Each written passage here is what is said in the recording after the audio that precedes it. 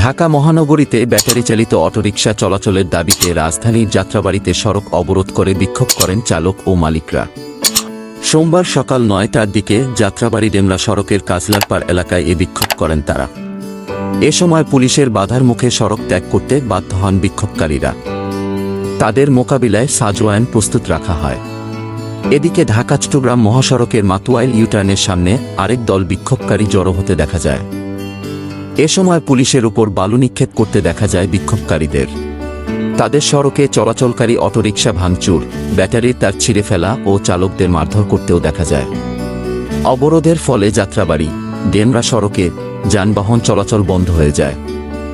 বিক্ষোভকারীরা বলেন, ব্যাটারি চালিত রিকশা নিয়ে রাস্তায় উঠলে পুলিশ ধরপাকড় করছে, গ্যারেজ থেকে রিকশার ব্যাটারি খুলে নিচ্ছে, আমরা যাব কোথায়? আমাদের অনেকের গাড়ি আটকে রেখেছে পুলিশ। তারা আরও বলেন, আমাদের বিকল্প কর্মসংস্থানের ব্যবস্থা না করে গাড়ি বন্ধ করলে আমাদের ছেলে মেয়ে পরিবার পরিজন কি খাবে? সন্তানদের শিক্ষা প্রতিষ্ঠানের বেতন, কিস্তিতে কেনা গাড়ির কিস্তি কোথা থেকে চালাব? আমরা তো ফাইল আটকে টাকা নিইনি, আমরা খেতে খাই। কার্ডের নামে আমাদের কষ্টার্জিত লাখ লাখ টাকা খায় ট্রাফিক পুলিশ, থানা পুলিশ ও আওয়ামী লীগের নেতাকর্মীরা।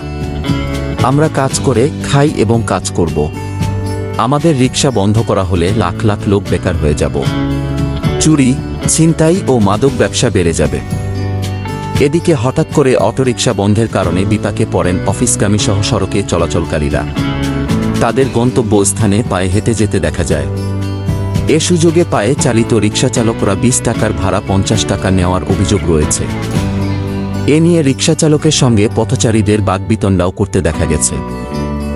যাত্রাবাড়ী থানার ওসি আবুল হাসান বলেন, ব্যাটারি চালিত রিকশা চালক ও মালিকরা যাত্রাবাড়ী ডেমরা সড়কে বিক্ষোভ করে কাজলার পাড় এসে জড়ো হন। আমরা তাদের বুঝিয়ে স্থান ত্যাগ করতে বলার পর তারা চলে যান।